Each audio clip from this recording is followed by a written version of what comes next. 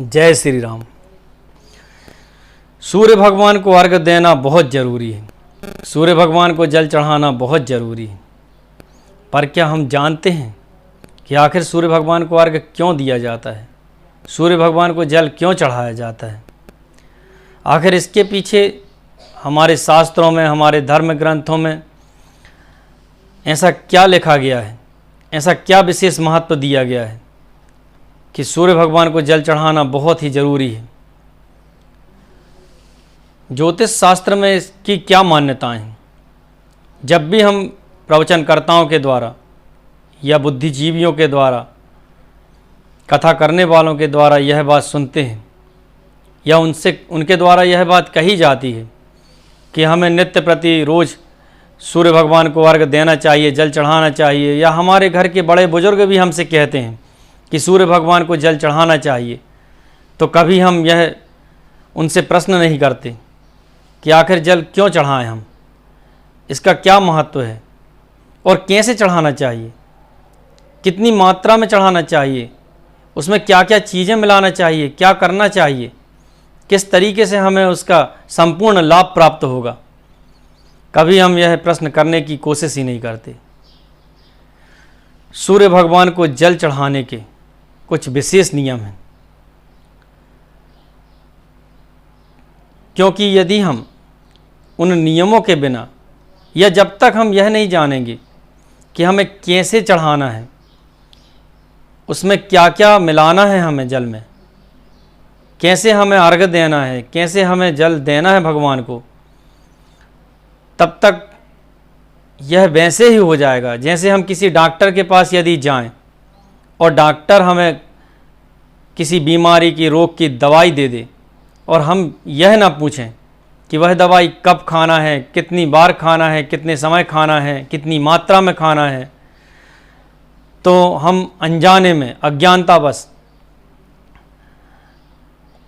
उस दवाई का गलत उपयोग कर लेंगे या ज़्यादा मात्रा में खा जाएंगे, तो उससे गंभीर परिणाम सामने आएंगे। हमें हो सकता है कि और भी ज़्यादा परेशानियों का सामना करना पड़े।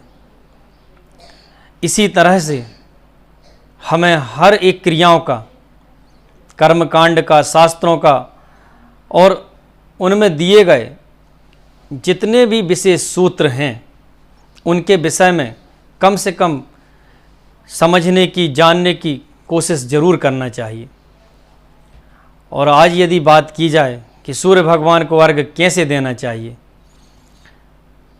तो सर्वप्रथम हमें यह करना चाहिए कि स्नान करने के उपरांत हमें आसन पर बैठना है और आसन पर बैठने के बाद हमें 4 बार आचमन करना है। बाएं हाथ से आचमनी में जल लेकर 4 बार अपनी दाहिनी हथेली में जल को डालना है, जल को पीना है। यह आचमन कहलाता है, आचमनीकरण कहलाता है। ओम केशवाय नमः, ओम नारायणाय नमः, ओम माधवाय नमः, ओम गोविंदाय नमो नमः। इस प्रकार से 4 बार मंत्र बोलते हुए हमें जल को पीना है। यह आचमनीकरण कहलाता है। इसके बाद हमें हस्त प्रक्षालयामि कहते हुए हाथों को धोना है और हमको इसके पश्चात फिर पवित्रीकरण करना है। पवित्रीकरण में थोड़ा सा जल लेकर हमें अपने ऊपर जल को छिड़कना है। ओम अपवित्रा पवित्रो वा सर्वावस्थाम गतोपवाह यह स्मरेत पुंडरीकाक्षा सवाह्याभ्यंतरा शुचि ओम आत्मानं पुंडरीकाक्षा पुनातु। यह मंत्र बोलते हुए हमें पवित्रीकरण करना है। पवित्रीकरण करने के पश्चात हमें उसी जल से आचमनी में उस जल को लेकर हमें अपने चारों तरफ एक घेरा बनाना है, एक आवरण बनाना है। उस घेरे के भीतर हम बैठे हुए हैं।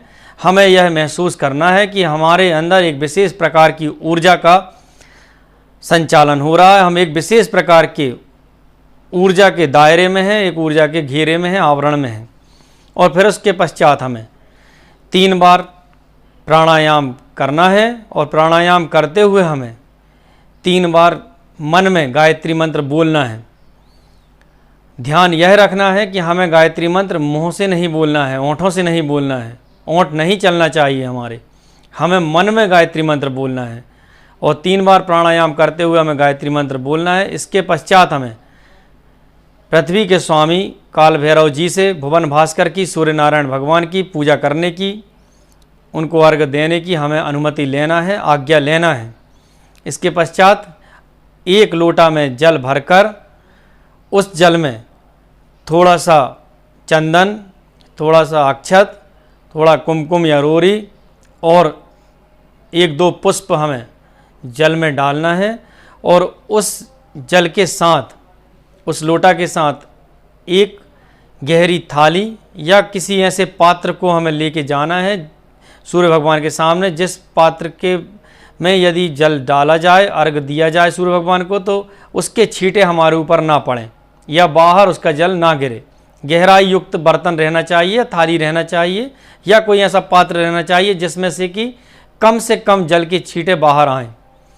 और जब हम सूर्य भगवान को जल चढ़ा रहे हों, अर्घ दे रहे हों, तो हमारे दोनों हाथ ऐसे खुले हुए होना चाहिए और इस मुद्रा में हमें सूर्य भगवान को जल देना है 3 बार। ओम ब्रह्म स्वरूपणे श्री सूर्य नारायणाय नमः, यह मंत्र बोलते हुए 3 बार हमें जल सूर्य भगवान को चढ़ाना है और जल उस थाली में या उस पात्र में ऐसा गिरना चाहिए कि उसके छींटे हमारे पैरों पर ना पड़ें। चाहे तो हम उसके लिए बीच में कुछ ऐसी व्यवस्था कर लें या कुछ भी करके हमें इसी बात का बस ध्यान रखना है कि जल के छींटे हमारे पैरों पर ना पड़ें। और इसके पश्चात जब हम 3 बार ओम ब्रह्म स्वरूपणे श्री सूर्य नारायणाय नमः इस मंत्र का जब हम जाप कर दें, यह मंत्र मैं डिस्क्रिप्शन पर भी लिख दूंगा, तो इस मंत्र का जाप करने के बाद, इस मंत्र को बोलने के बाद फिर हमें उस थाली में जो जल है, उस पात्र में, उसको हमें अपने द्वारा सूंघना है और सूंघ करके उस जल को हमें किसी उचित स्थान पर या कहीं गमले में या कहीं पर भी हम डाल सकते हैं उस जल को।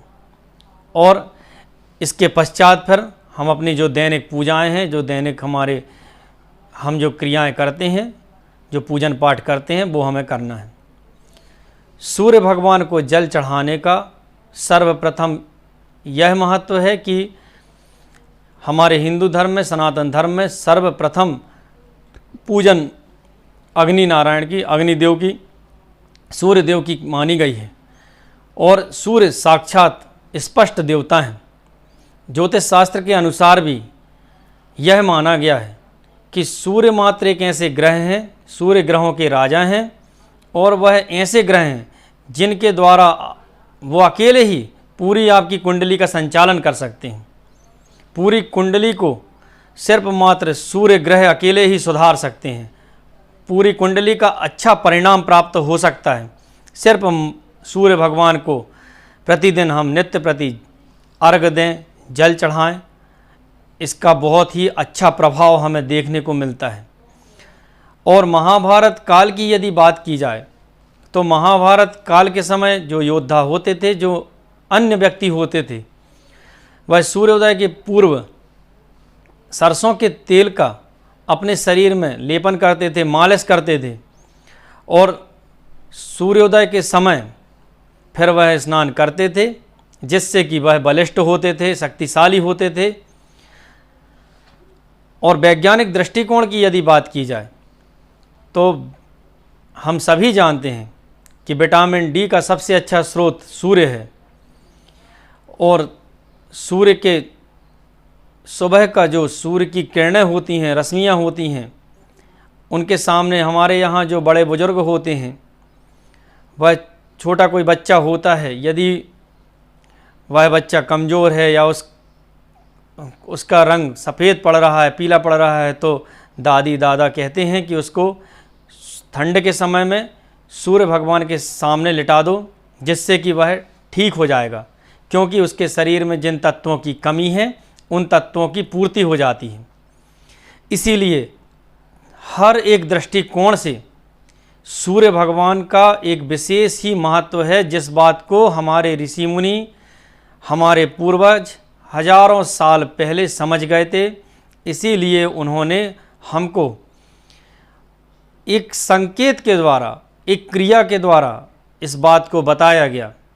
उन्होंने इस बात को समझाया हमें, ताकि हम नित्य प्रति यदि यह करेंगे तो उसका हमारे शरीर पर, हमारी आत्मा पर, हमारी कुंडलियों पर, हमारे ज्योतिष शास्त्र के अनुसार हमारी जो कुंडली है उसके ऊपर उसका सकारात्मक प्रभाव पड़ेगा और जिसका संपूर्ण जीवन हम लाभ प्राप्त कर सकते हैं।